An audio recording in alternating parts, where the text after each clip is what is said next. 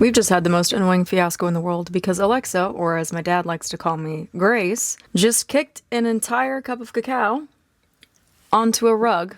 So we're doing great. Either way, we need to get this filmed, so we move. Today I'm going to talk about the concept of detachment and how detachment is not coldness. A lot of people in the dating space are talking about healthy detachment, which I agree and I think is a phenomenal thing to focus on. But I think a lot of modern dating culture advice has taken it way too far, and a lot of content creators don't really describe the difference between what it is to be detached and what it is to be cold. And so a plethora of women end up being cold, snarky, bitchy, rude, critical, or withdrawn in their relationships, which is ultimately not the person I think you want to be. Ideally, in a healthy relationship, both parties are able to show up with love, respect, and warmth, but that does not mean that you're a doormat and a pushover. And the entire culture around detachment is very, very helpful, especially if you have people-pleasing tendencies like I used to, because it encourages you to stop focusing on outcomes like pleasing other people or having something work out in the long run, and instead asks you to be present with yourself, present with your life, and unattached to what is going to happen as a result of your actions. So in essence, detachment teaches us how to be more honest, because we're not trying to covertly or openly cover up certain aspects of ourselves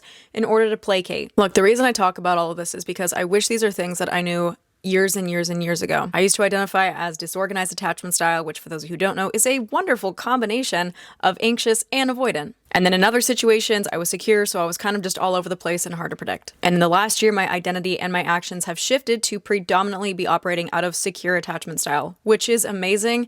Such a gift, so much more peaceful, but it was not without struggle that I got here. And in that process, I joined a few different programs to learn from other people what they did to become secure. And one of the most misunderstood things that I saw was the art of being detached and what it actually means. Detachment is not withdrawal. Detachment is not coldness. Detachment is not caring about somebody. Detachment means that you can compose yourself and live your life in a healthy way without being attached to a certain outcome. It is normal, and I would argue healthy, to form attachments with people that we love and people that we are close to.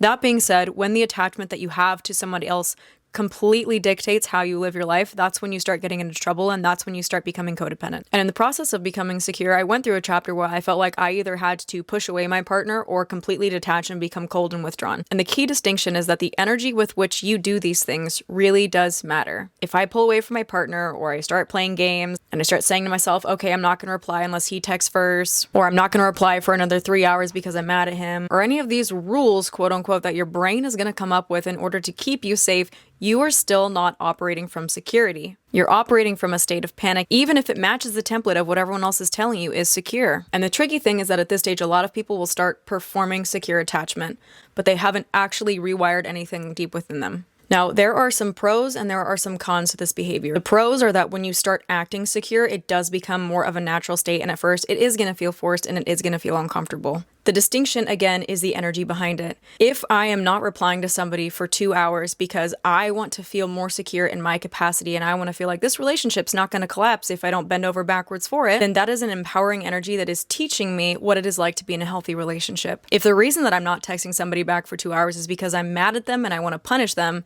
that, my dear, is not secure. That is control. And if you are someone on your way to a healthy attachment, I would implore you to pay close attention to these nuanced things because they really, really do matter. If I'm so obsessed as to whether or not this person has texted me by 9 a.m. or whatever arbitrary, again, rule I'm going to put on it in my brain, I'm playing games with myself in my head, and I'm not actually present to the quality of the relationship that's in front of me. And if this sounds like you, I'm not saying any of this to shame you because, as I have said, I have been there. Trust me, it is a very challenging road.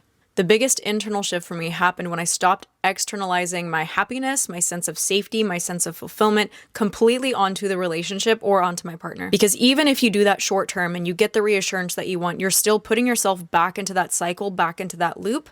That short term gives you that reassurance and you get that soothing, but long term it keeps you addicted to it. There's nothing wrong with asking for reassurance once in a while. It's when you rely on that in order to feel safe. And for me, the biggest shift happened when I started practices that actually created safety within myself, within my relationship. And the beautiful thing about this work is it does not have to be done when you are single. There are so many people that are telling you need to be fully healed before you get into a relationship. And honestly, I think that's horseshit. There are certain things that probably you should look at and probably you should spend some time healing before you get into a relationship if you can. However, there are certain things that are going to be triggered by a relationship that you are not going to experience when you're alone.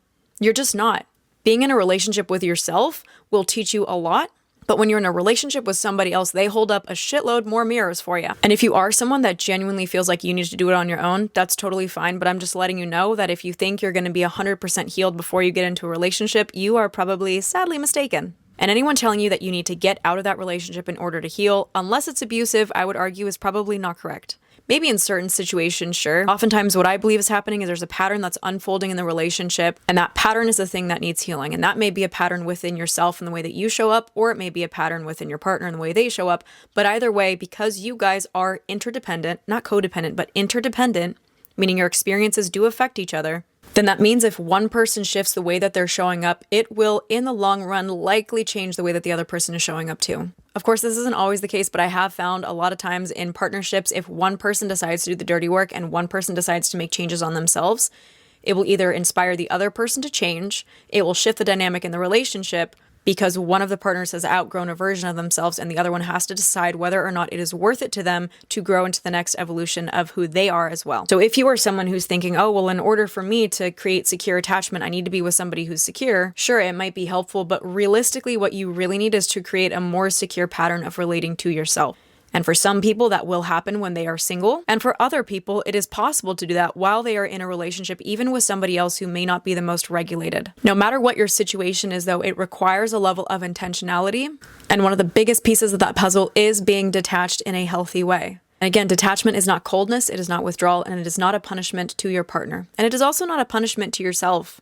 Detachment is giving yourself the freedom to create security within yourself without relying on something outside of you so that you can interact from a more secure place. It's not about regulating yourself 100% of the time. It's about feeling like you have the capacity to handle the challenges that you are being presented with. Regulation is not being completely stoic. It's not having everything completely under control and locked down. Regulation is about having the capacity to respond in a healthy way. And the expression of that emotion also really matters. So if you're in a relationship with somebody and you are, for example, anxious, fear is going to be an emotion that you're going to be dealing with a lot. And there is a difference between expressing to your partner that you feel fear and making your fear completely their problem to solve 100% of the time.